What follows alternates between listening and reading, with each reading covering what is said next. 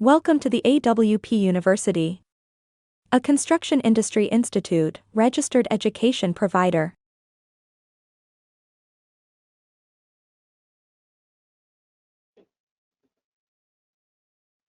All right. Hello, and welcome to the AWP University webinar series. This is a series that we're very proud to have some of the most influential personnel in the industry join us to give a certain perspective on topics that are pertinent within the industry and AWP. My name is Robin Mickelson. I will be your host for today and helping to guide you through and answer your questions as we go through. These two gentlemen that are with us today, that you're seeing their pictures now, are influential gentlemen, and I'll introduce them here shortly. So we today are going to use Slido. Many of you, I'm sure, are very familiar with Slido. It is a great tool for gathering anonymous questions and gathering survey data and such. So please scan the QR code or go to the website and put in the code AWPU #2, and it'll take some of the questions as well as post questions for our guests today. So without further ado, let me introduce, oh, sorry, my bad. Let's test our systems here first. With your company, what is your main focus?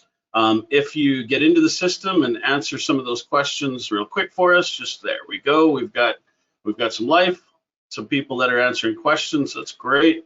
A lot of engineering, several vendors. Great, excellent. Thank you all for joining us here today. All right, so I'm going to now introduce these two gentlemen that you're seeing on the screen. I'm sure to most of you, they need no introduction, but I'm really proud to be able to introduce them. So I'm going to do so. Mr. Jamie Gerbrecht, he's the CII Intern Senior Director, which means he's the head mucky muck at CII. So we're very proud to be able to have someone of his stature join us here today. Safety has always been near and dear to his heart and his past endeavors. I will let him in the near future introduce himself further.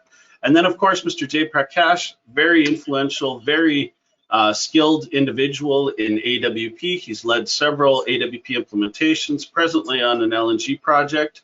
And as you can see, he's coming to us from site. Love to see people joining us directly from site in their safety gear. So with that, I am going to hand it over to Jamie. And as I hand it over to Jamie, he's going to take us into introductions. Thank you all.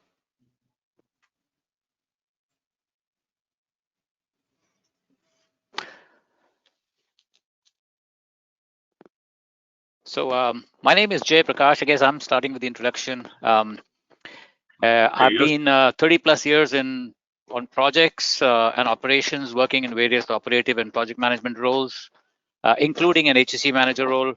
The last 10 years I've been on AWP roles in projects, both mega projects and smaller ones, as well as functional support organizations that includes AWP support for contracting, engineering, procurement, construction, and commissioning. And then also part of the company AWP Center of Excellence, and currently AWP lead on an LNG project. Thank you, Jay. This is Jamie Gerbrecht, and I just want to say it is a privilege to be joined with Robin and with Jay on this key topic of advanced work packaging and safety. As Robin mentioned, I currently have the privilege of serving as the Interim Senior Director with the Construction Industry Institute, or CII. And at CII, our mission is to provide a research and development platform to create and drive innovative solutions that tangibly improve business outcomes. And this is through an academically based, disciplined approach. So I thank Robin again for this opportunity to share, as this is an effort to help drive improvement in alignment with our mission. What Jay and I will do is share some points on the following pages for our topic, and we'll connect with some project experiences as well. We'll begin with Jay sharing a bit on a safety moment. Thank you, Jay. Thanks, Jamie. So I want to talk about how AWP impacts, and we all know that AWP is targeted to maximize productivity at the workplace, but does it do something for safety? And a commonly held view is that safety typically conflicts with productivity by really slowing down the work, which may be true too. But in reality, it's only through the ensuring the optimization of both safety and productivity during the execution phase that helps us achieve a project's targets of cost, quality, and schedule, as you can see in that three-legged triangle, three-legged stool. And just think about the impact of a serious accident or incident in terms of direct or indirect costs. That would totally outweigh any gains that can be made through stepping on the gas without ensuring comprehensive safety.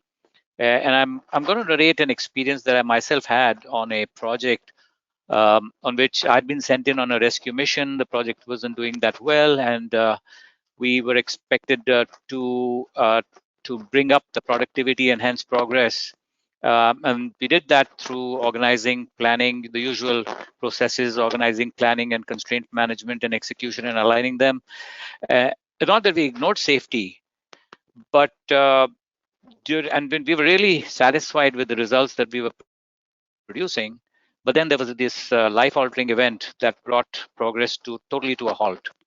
While we went through the internal reviews, government investigations, and aside from the direct costs, I could see the impact on the morale, and then of course the reactive backlash of sometimes over-the-top procedural implementation.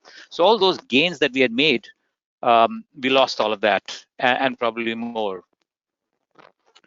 So it's a given that when safety improves, so does productivity and vice versa. Each kind of feeds the other in a way that's become more and more obvious with the available digital tools and the available analytics that give us deep insight. And ample studies have also shown that a workplace or when a workplace is unsafe, it means that the employees are likely not getting managed well, which of course in turn leads to the impacts on motivation, mindfulness, dissatisfaction with immediate impact on operations and productivity. And any physical and psychosocial conditions at work that directly impact worker safety, health, and well-being, they will, it's a given, affect on an enterprise scale staff turnover, absence from workplace, of course, with the resultant productivity costs and maybe healthcare as well. Thank you, Jay. Over to you, Jamie. You bet. So our first point is going to be in this category about AWP and safety during project development. And we'll follow that by 6 additional points that are on this particular category of items. The first, AWP brings an appropriate structure that can be applied in a fit-for-purpose way for project size and complexity.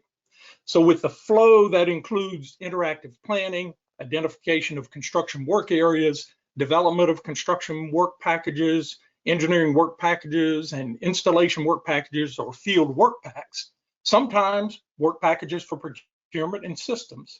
With this structure, AWP can truly help a project to have organized, disciplined safety planning and performance. Jay? Yes, that's exactly right, Jamie.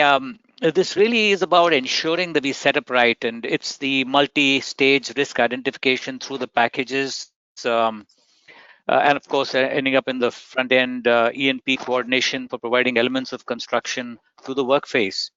But in setting up right, there's already a lot of focus on contractual requirements for AWP, and we tend to focus a lot on data requirements as well. But within those AWP requirements, we should clearly define SHE expectations. Maybe even include specific language for HSE, which is something along the lines of contractors shall have safety participation in implementing the AWP process, systems for eliminating or mitigating LSAs, that's life-saving actions, life-saving issues, and hence life-saving actions from the early planning phase through field execution. And then requirements for safety milestones like, for example, pre-contract workshop, effective field start, processes for validation and verification in the field. She presents through the path of construction and engineering phase. And one that I particularly am keen on, which I see, and I'll include my project as well, where ensuring the IM requirements to have integrated HSE management embedded within. So I'm not talking data here, not just data, but tools and processes that are built into the package management, so that when we start the project with an integrated approach to safety and productivity through the package management.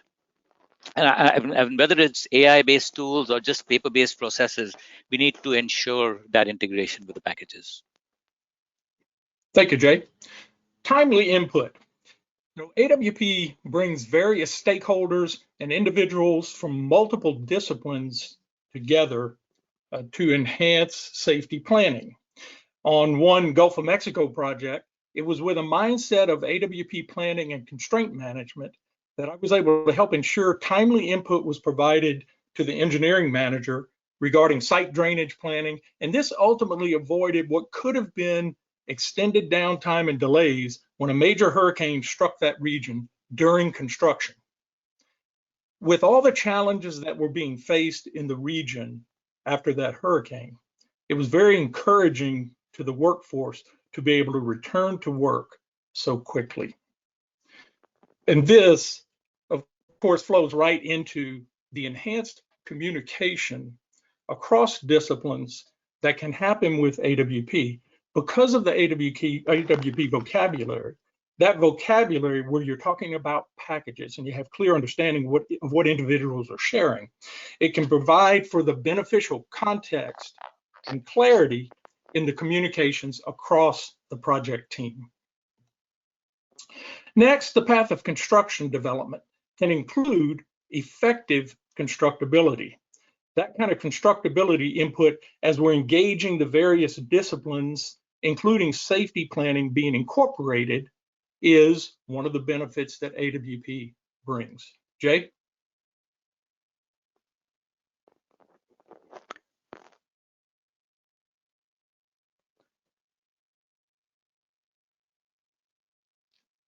Jay, you're still with us? Sorry, I think I don't have the best internet at this end. Sorry.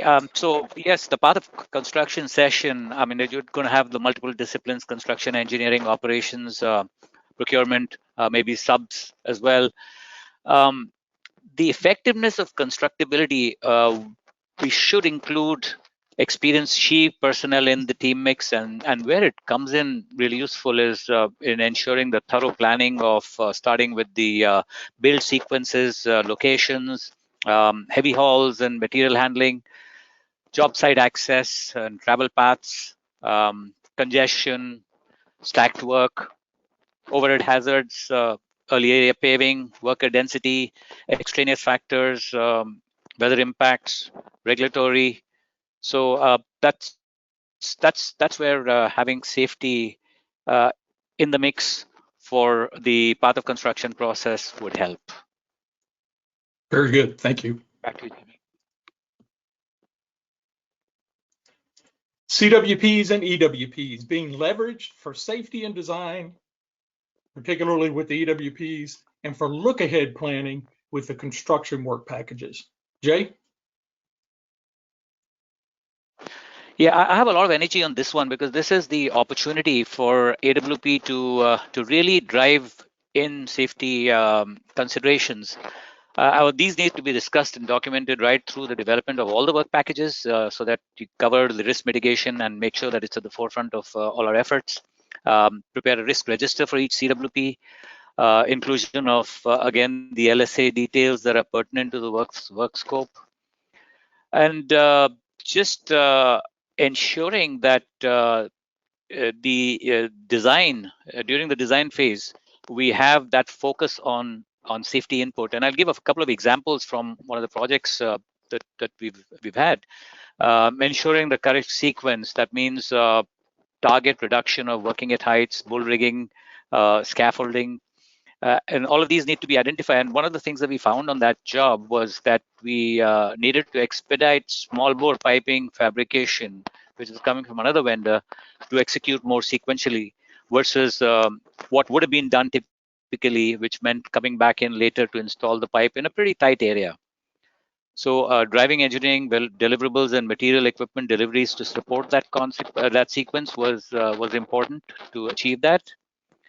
Maximizing working at grade was another one that we set up. Looked at a bunch of options that also included dressing vessels before setting them up. And this actually had led to a creation of an innovative saddle support, which enabled complete insulation of the vessel at grade. And that helped us avoid going up. Be scaffold smart to avoid scaffolding. Setting up module hookup platforms was another one that we incorporated to reduce the additional scaffolding. So just having that built in, and then also focusing on constructability and 3D model reviews, having safety in those, all those will help to drive safety home through the CWPs and EWPs. Thank you, Jay. And then with installation work packages or the field work packs, when this is performed well, when these are used appropriately, constraints are managed, safety is addressed, resources are optimized, distractions are reduced, and out of sequence work is diminished. On the resources being optimized, one of the best phone calls I remember receiving from an international project was from a project manager thanking me for what we were doing to bring AWP fundamentals to regional and global projects, because this was helping to optimize their staffing of crews and their safety planning.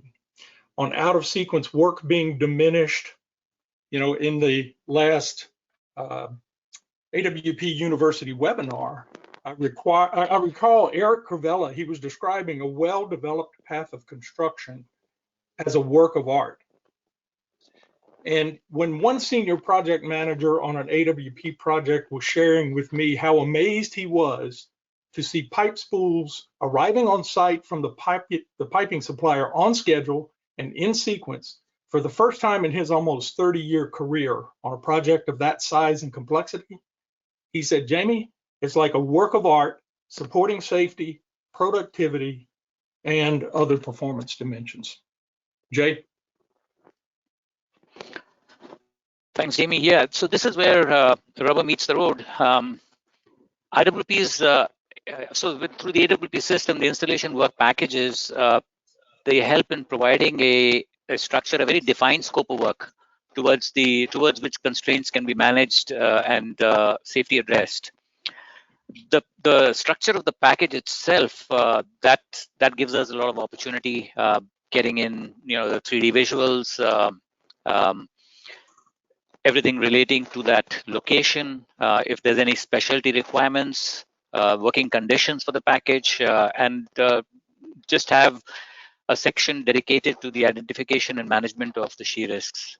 So in particular, having LSAs identified, evaluated, and considered, that would be really pertinent towards during the development of each IWP.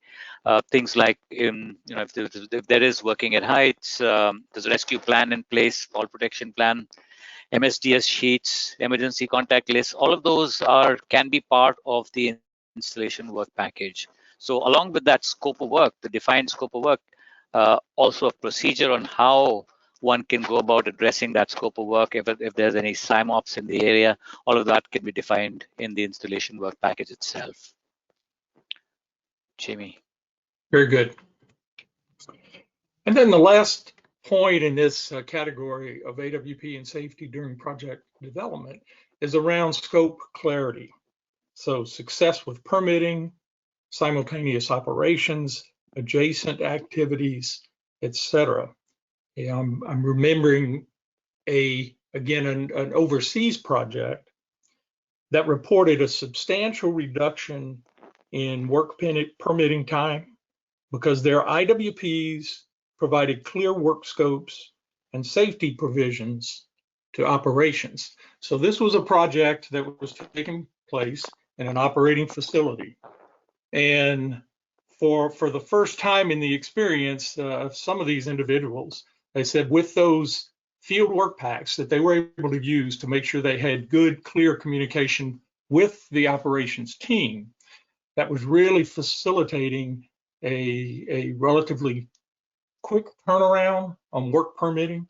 And to them, this was not something they had really thought about as being a benefit that they expected. I think their experience was that the work permitting process was always fairly lengthy.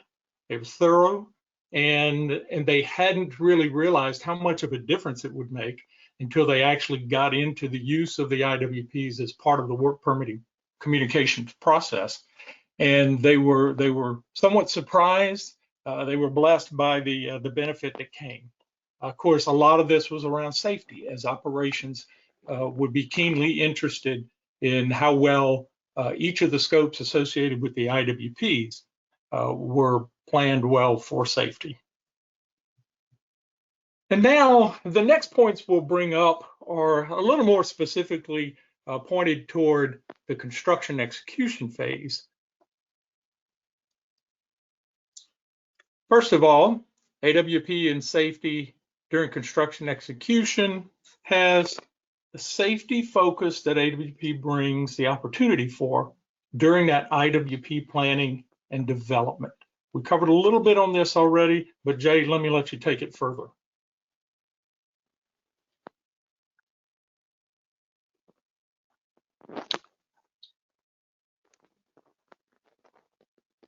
Jamie, I lost you there.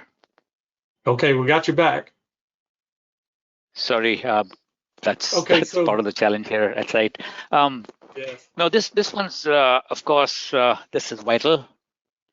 The IWP planning. Let's talk a little bit about IWP planning. And I already went through some of the aspects in the structure of the IWP that deal with safety and where there's opportunities to embed a lot of useful safety associated input.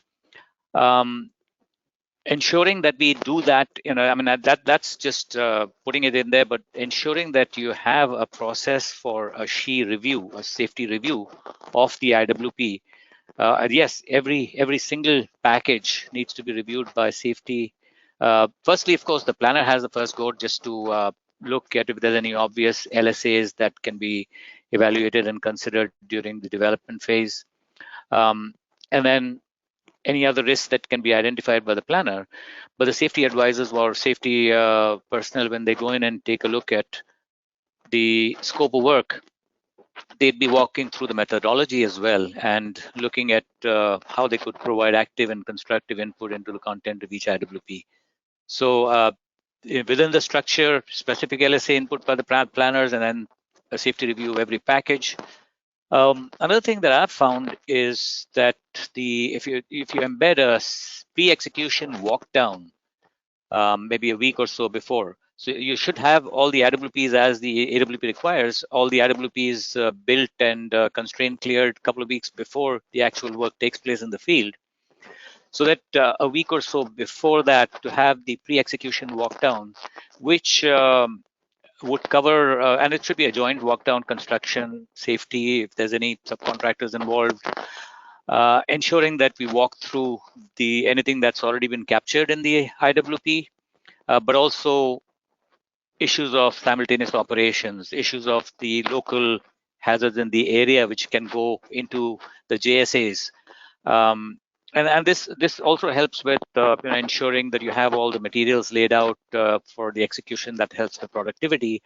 But in specific examples of LSAs is there any working at heights involved? Is there any confined space entry involved? Is there any energy isolation, lifting and rigging, things like that? So the pre-execution walk down would help to capture all of those and simultaneous operations in case there's other contractors working in the area. So you might want to reschedule or reallocate the work. And then at the end, once you're finished with the package, ensuring that the HSE observations or any changes that took place have been captured in that, so that we can take that lesson forward into other IWPs. And again, this also talks about change management in case there's any change from the procedure that has been set up, ensuring that that's captured in the JSA as well, that going into the package execution. Jamie. Very good. Thank you, Jay.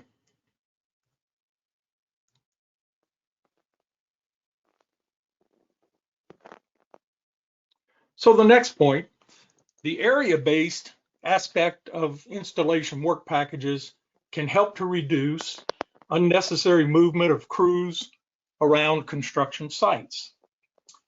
The exposure to hazards that can be happening every time we have excessive movement of personnel and equipment around sites, the congestion that can become a challenge for projects. All of these have the potential to affect safety and, of course, productivity as well. The next point is on schedule compression. When you consider the fact that AWP is about planning well enough to support staying on schedule and staying in sequence with work, then the potential to avoid schedule compression is certainly there with an AWP application. And when you're avoiding schedule compression, you're lessening the potential needs for overtime, extended time, and also, of course, addressing improvement in the exposure time to hazards. And this is an important topic. Yeah. When you look at IWP, Jamie, just wanted to add a little bit there. Okay, go ahead. Thank you. Because this is what I talked about early, schedule compression. And again, this towards the schedule compression, we've got to obviously ensure that during the schedule compression, the way the work's managed, it's got to be in the correct sequence that's been laid out. There is temptation to go after progress over productivity, particularly when there's unexpected constraints. But all of that must be done in a very, very disciplined and controlled manner in order not to change the construction sequence, pre-assigned construction sequence that's been set up earlier, because then in a later part of the project, that's going to be coming in to bite us back. Very good. Thanks, Jay. So back to IWPs. And in this case, in particular, we're addressing IWP closeout, because a well-managed IWP closeout process provides for work truly being complete in sequence, timely quality checks, and the opportunity to incorporate safety feedback and follow-up as the project is being executed. And I found that this is an area that I hear most projects still see as an area to continue to improve upon when they are initially working toward application of the AWP principles. That we get to the point where we're doing fairly well with the work-based planning program overall, but that process of being really diligent, resourcing well, and getting well prepared, for example, with the quality group, and being, let's say, on top of the opportunity that AWP presents to us to be able to really perform the closeout in groups of IWPs or in the appropriate, again, fit for purpose way, that when we're able to really put into practice this IWP closeout process in a tight way, we're making sure that we're, again, in a disciplined way, we're capturing feedback, we're bringing it back, and that feedback that's related to safety can be key to the project as it's being executed. Jay? Yes, Jamie, this is, and as you said rightly, this is an area that still provides some opportunities. In a typical IWP closeout, you'd have the quality ITRs that are pre-built in line with the inspection ITP. So having insight into those ITRs, of course, gives us additionally clarity on the state of readiness when we get to the subsystems phase in terms of scope remaining, man-hours for the scope, etc. In terms of your safety, you're also capturing any lessons that are coming out of that particular IWP for future IWPs on the methodology, on any of the team compositions, delay codes. All of those would be helpful for taking forward into follow-ups. Jamie. Very good. And then IWP safety contents in particular, supporting effective safety briefings and hazard awareness. So as projects have their maybe typical JSA or JHA processes that are working well, the use of IWPs provides that opportunity to put special provisions regarding safety, to have safety professionals provide input as appropriate and when appropriate, and to really have the IWP itself be an enhancement when it comes to safety for the workers in the field. Jamie, just to add a little bit to this, and I know this is really important, and again, having that pre-execution walk down to assess the hazards at site, the real-time hazards, that helps in putting in the relevant input into the JSAs and hazard awareness briefings that should accompany the IWP execution. Thank you, Jay. And the next area we'd like to just take a quick look at relates to ancillary benefits that come from AWP. So a fairly lengthy list of ancillary benefits was identified. It was identified during some of the research and development efforts that continued with AWP over time, and feedback that was coming from projects. And what I have found is that particularly during the annual AWP conferences and in other industry gatherings, the types of items that are on this list of ancillary benefit areas for AWP are often mentioned in conversations. This is just a subset of the total list of these benefits. AWP addresses 6 key performance dimensions, and those have been described well in the research documentation. And this is that subset that I find these are nicely connected to safety and to the support of positive safety, from improved accountability across the project team with better clarity in terms of responsibilities, better improved field mobilization, and alignment across disciplines, the cleaner job site, from what's shown on the left side to what's listed on the right side here.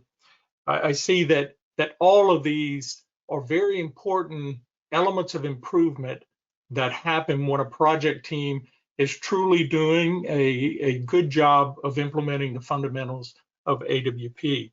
And so it's not just about focusing on those main 6 performance dimension areas, but also seeing what other benefits are coming to the team.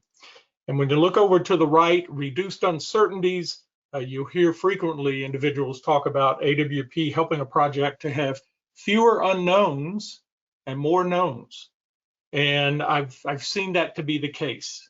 Go toward the bottom, workforce retention and promotion of a proactive team culture. It truly is a pleasure to see these types of benefits actually taking place on a project that's taking the principles of AWP and being able to apply them and apply them well. And this last point does lead us to a little bit more of a conversation we want to have here on the culture topic.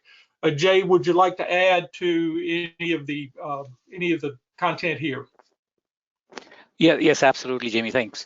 So I'll talk about a couple of them. We've already talked about some of these, alignment across disciplines. I mean, you're kind of forced in an AWP environment that all disciplines have to coordinate because of the dependencies. Cleaner job site, just having the very defined scopes of work in the IWPs means that you're able to bag and tag to that scope, and also with a finite time slots for those IWPs. So you're able to rotate material so that avoids plugging up the job site with more material. Collaboration amongst project participants, again, with the AWP kind of pushes you into that information visibility. That's really important because, again, because of the granular nature of the packages, you're able to get a lot of performance feedback. So information visibility, I mean, of course, we've got good information management tools that have been set up that gives you direct, almost instantaneous information availability.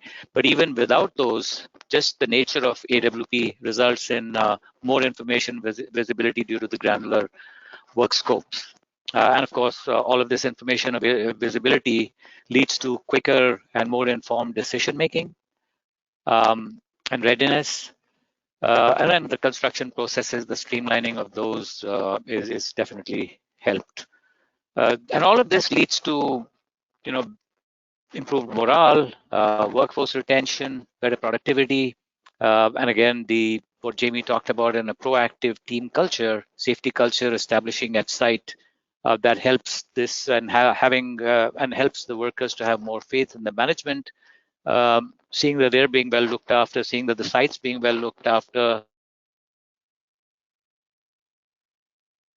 seeing the organization.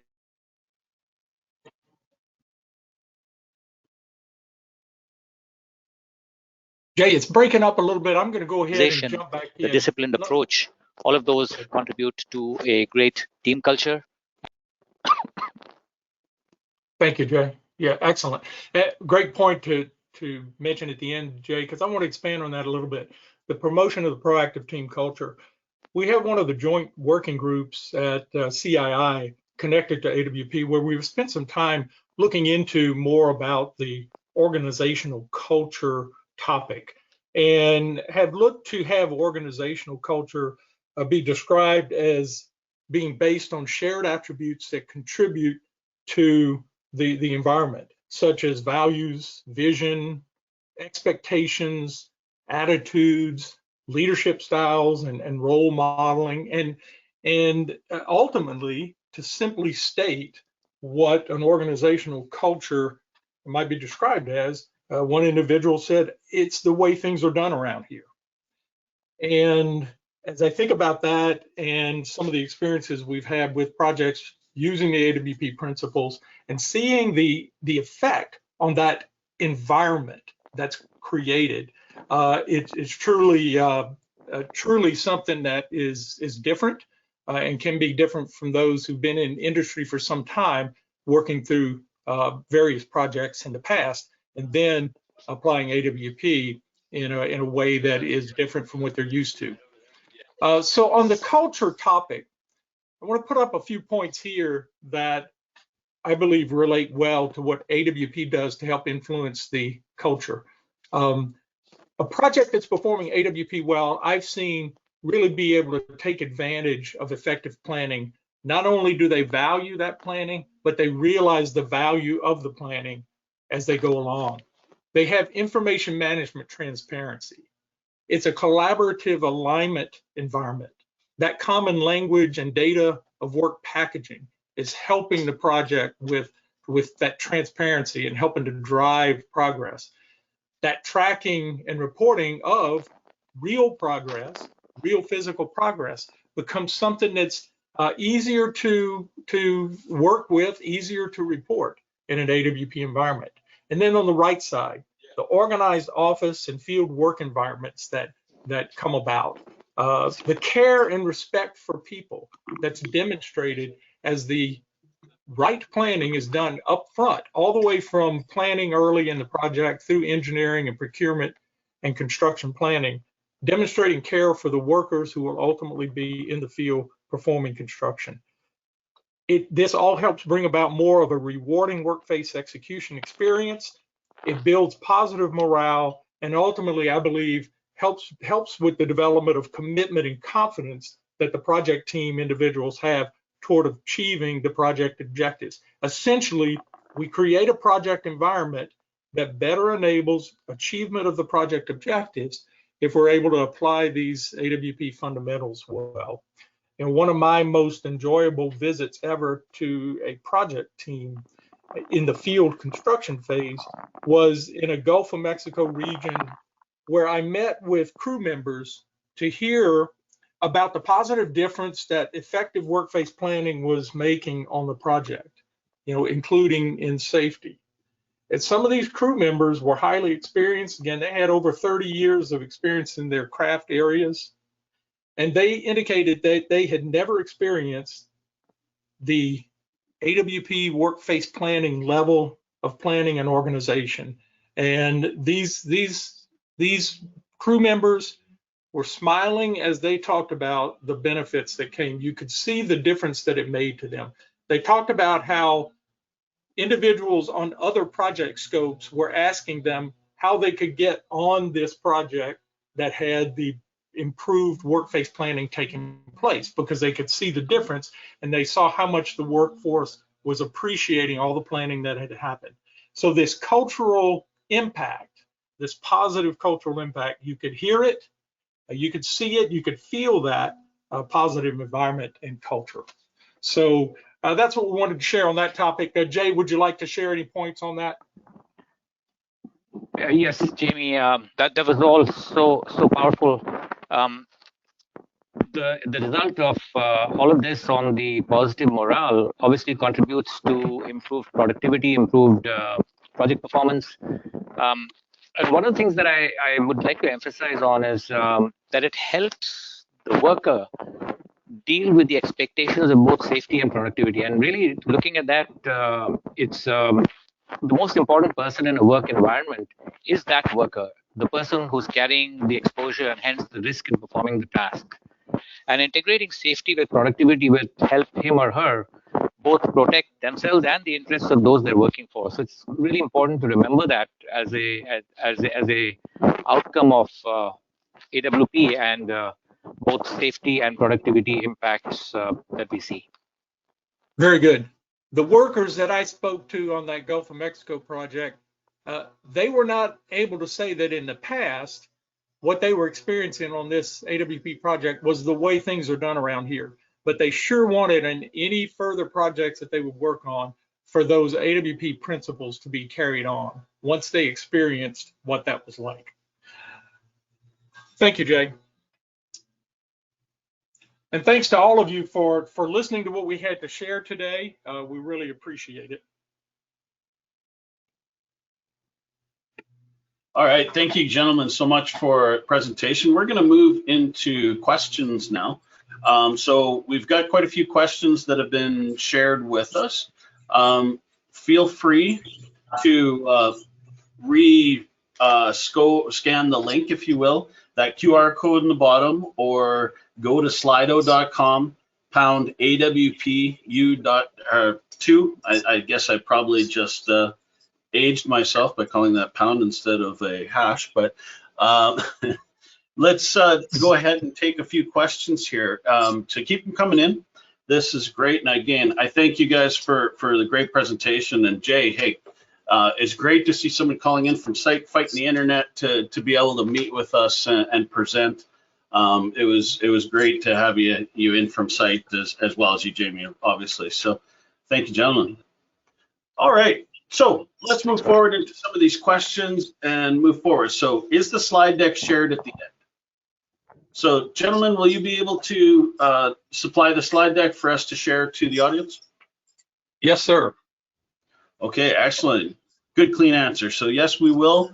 That slide deck will be a link to download the slide deck will be circulated later today based on the attendance. So all of you that attended, and those that didn't, that registered, will get a link to the deck as well as the recording that we're recording here now, so that you can watch it later or share amongst your organizations, or just keep it for review later. Now that link will expire at some point. I believe it's a couple weeks, but watch it if you will, and the deck will be there for your future reference. All right, so next question. Do you think the JHA, job hazard analysis, should be part of the IWP? I can take that, Robin. Yes, sir. In my opinion, no, because I feel that the JHA pertains to an actual site specific hazard analysis. And what is done in the IWP setup phase is really the planners and even the safety uh, officers looking at it preliminary, maybe a week before, maybe 2 weeks before. So really the JHA should be around the actual site-specific hazards, and that may change in that period.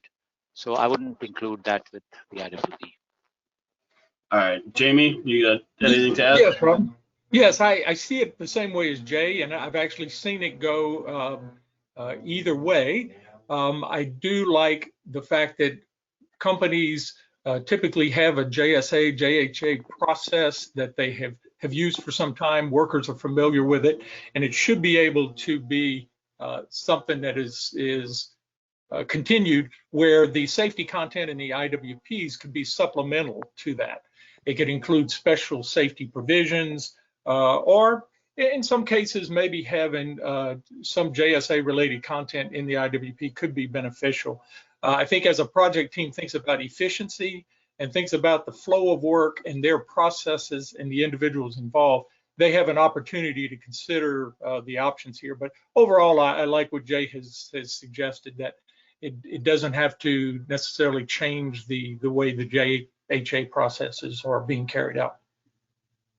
Yeah, absolutely. I completely agree with both of you.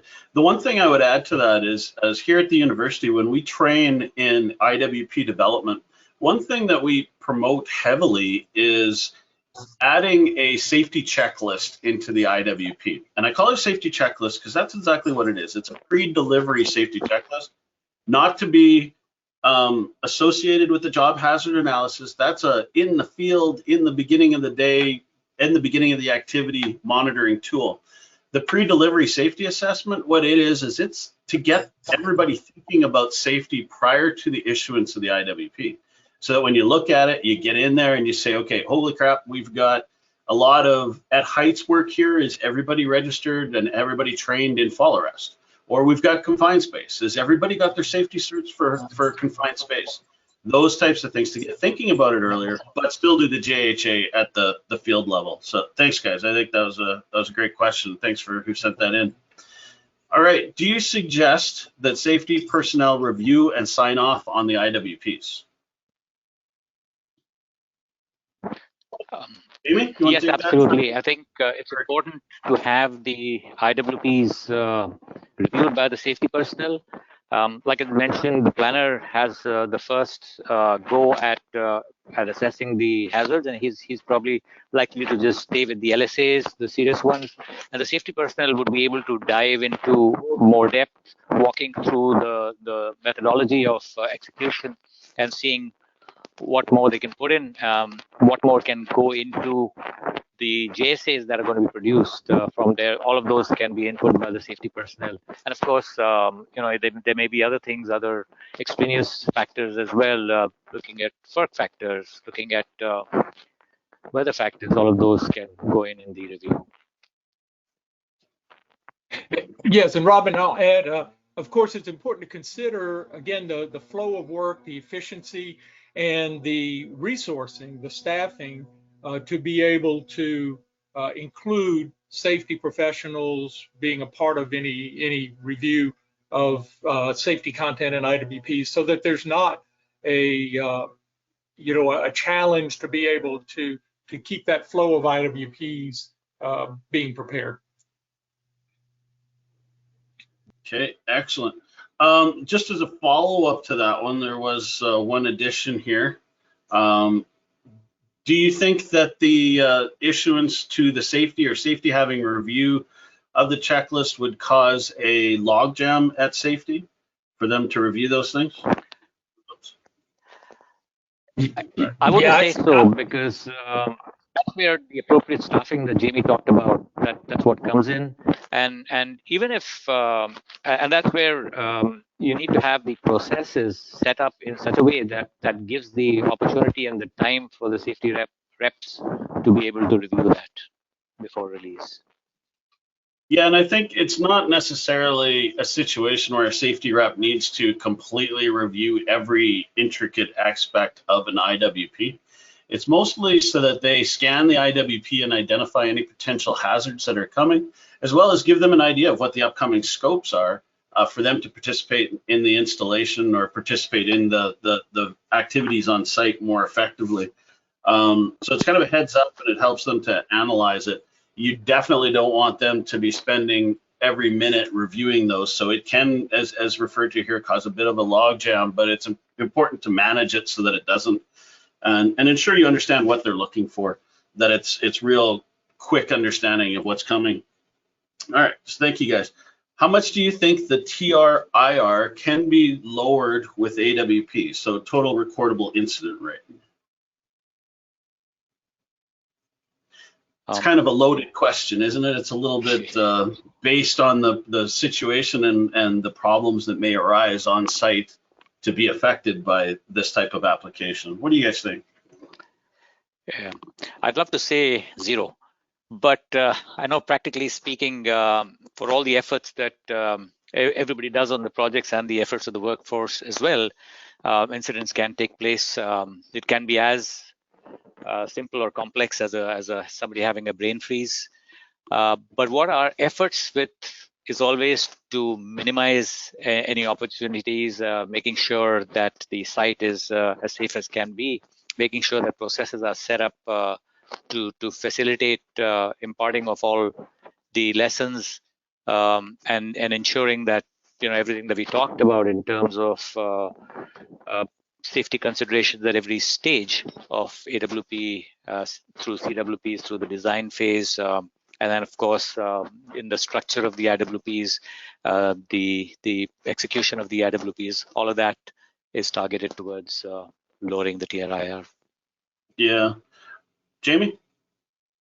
Yes, linking back to the mission of the Construction Industry Institute to drive solutions that tangibly improve our businesses.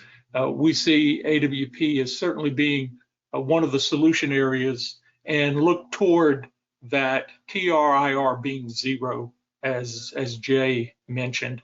I see AWP again as one of a number of solutions that industry continues to work toward. Yeah. One of the things we'll be doing at CII, by the way, we're looking to have further research in the area of the zero accidents techniques, getting the latest from safety professionals with their experience on projects, and incorporating that into a research effort with outcomes that can benefit safety globally. Thank you, Rob.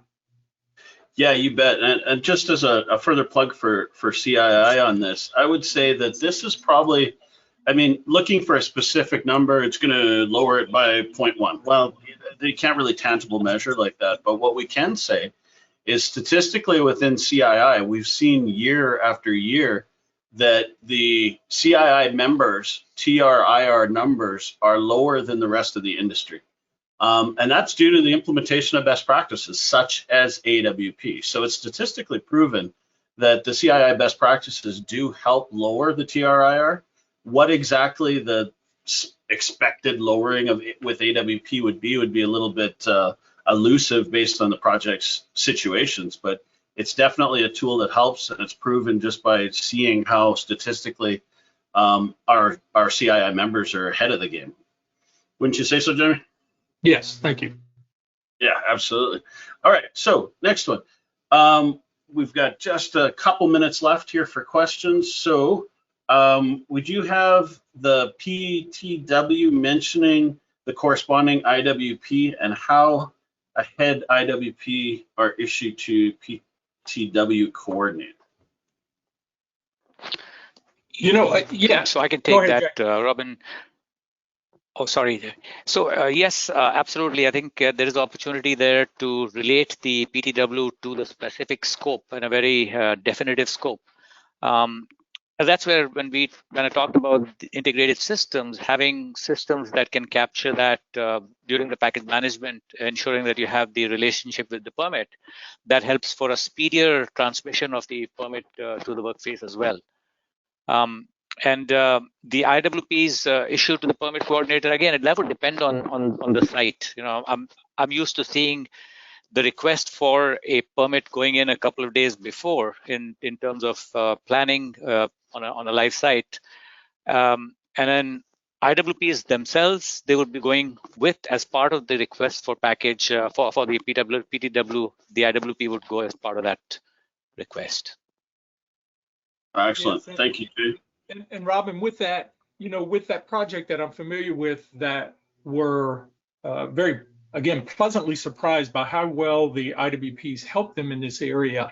While I don't have an exact, or a thought as to just how far ahead the IWPs might need to be issued, because like Jay said, it kind of depends on the facility, the kind of the processes that are set up and the expectations.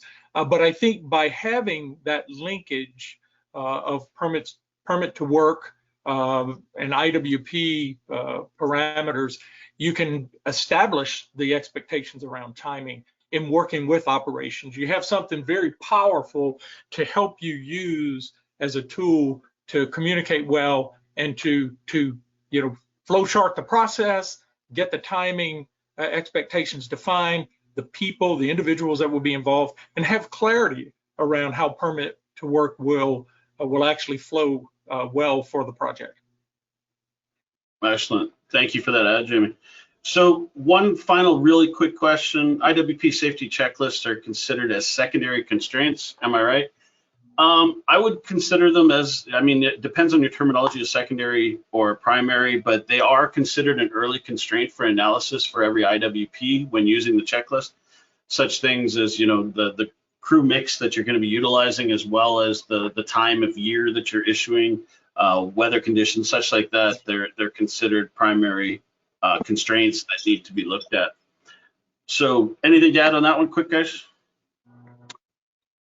No, I think that's good the way you've described it, Robin. Thank you. Yeah, I guess I could add something to what you've already said, Robin.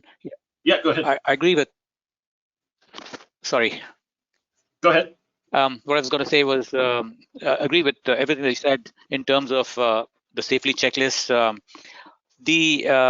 The process itself, when typically we treat materials and engineering as hard constraints, and then you bring in the safety checklists, etc., as part of the safety review, and then part of the process to take that and validate that, and then take any exceptions into the JSA to ensure that they're captured there. Excellent. All right, Jamie, you want to take us through some of the things that you want to mention that are coming for CII? Thank you. You bet. Thank you, Robin. So CII has its annual conference this year, as shown on this page, in San Antonio at the Marriott River Center. This is the 40th year anniversary for CII.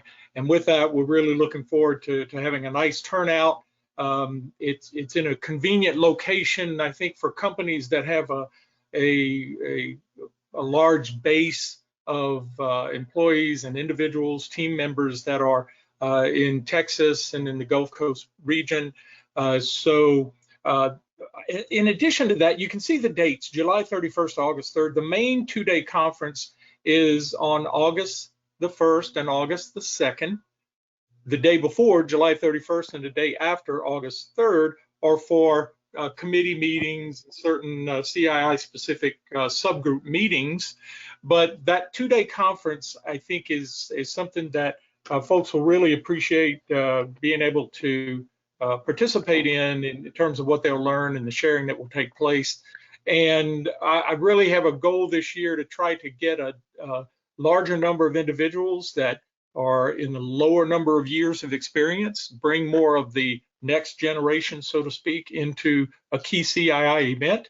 So if you work for a company that has that possibility of having an individual or more than one come that have less than 10 years of experience in industry, I'm sure looking forward to in this 40th anniversary year, having at least 40 individuals that have less than 10 years experience. And I think that's good for us as an industry, because we'll look forward to that next generation plugging into the CII best practices and the latest in research outcomes, and to learn more about how they can contribute and participate in what we're doing for safety. Thank you, Robin. Yeah, for sure. And I think it's an excellent event. I haven't missed one in over a decade. They are the quintessential point for the industry, I think, in all things best practices and construction execution. If your company at all could send you, it's a great learning experience as well as networking experience. So I'm very proud to have Jamie helping to plan with this year. So as I mentioned, AWP University will be there. We also have several things that are coming. So mark your calendars, as well as scan the QR codes here. We're very flattered to have Sean Pellegrino, Mark Lambert, and Keith Henson as instructors within the AWP University. Many of you, I'm sure, have heard those names. If you haven't, their bios are in a lot of our materials that are out there, as well as through scanning the QR code to have a look. Look at these dates. They're actually 2 full days of training. This is 16 hours of instruction with these industry moguls, as well as myself, Robin Mickelson, and we will be presenting these learning experiences for students moving forward. They're a great opportunity. Scan these, register for them. They're great learning opportunities. Not only are they going to be delivered live, but you will get full access to the level 1 accompanying that particular course that you take on the LMS, meaning that you have full access to previous recordings and learnings, as well as the certificates for achievement and all the quiz materials. So it's a great bundle. Take a look at it. The next thing before we leave is the next webinars coming. We've had great turnouts for our last couple. We've had well over 1,000 people join our sessions in the last couple of months, and we would love for you to continue that momentum. We've got esteemed guests moving forward. Mr. Jeff Ryan from Inside AWP is going to be joining us for the next one. They are typically the 3rd Wednesday of every month. They tend to vary a little bit based on holidays and other. And then the next webinar after that will be Mr. Ted Blackman from Jovian, a definite mogul in the industry around technology development. He was one of the first, if not the first, to develop technology specifically for AWP. And we're flattered to have him on one of the webinars coming. So with that, I got noticed that I jumped past my introduction very quickly. So if you want to connect with me on LinkedIn, please scan here, connect. Chat. I answer all of my questions and chats on LinkedIn, so please feel free to look me up that way. But other than that, thank you very much, Jamie and Jay, for joining us here today. Thank you all for sticking out through the session. I hope you got a lot from it. Please join our future sessions. And Jamie, Jay, anything to sign out with? Just want to thank everyone and appreciate everything that you're doing for safety. All right, you bet. I mean, it's a strong. Likewise, thanks very much for the opportunity, Jamie. You bet. Robin, I think that was really good, and I like the remaining webinars that you've got up. Interesting folks, and I'm sure there's going to be very, very useful. Yeah, we're really looking forward to it. So thank you, gentlemen. Thank you all for joining us, and that'll conclude us for today. Take a look for your emails that are going to be complete with the slide decks, the links to view the webinars, as well as links for our upcoming trainings, as well as the next webinars coming. So thank you all, and have a good rest of your day. Very good. Thank you, Robin. You bet. Thanks, guys. Okay. Thank you for watching. For more information, visit our website at ccteglobal.com.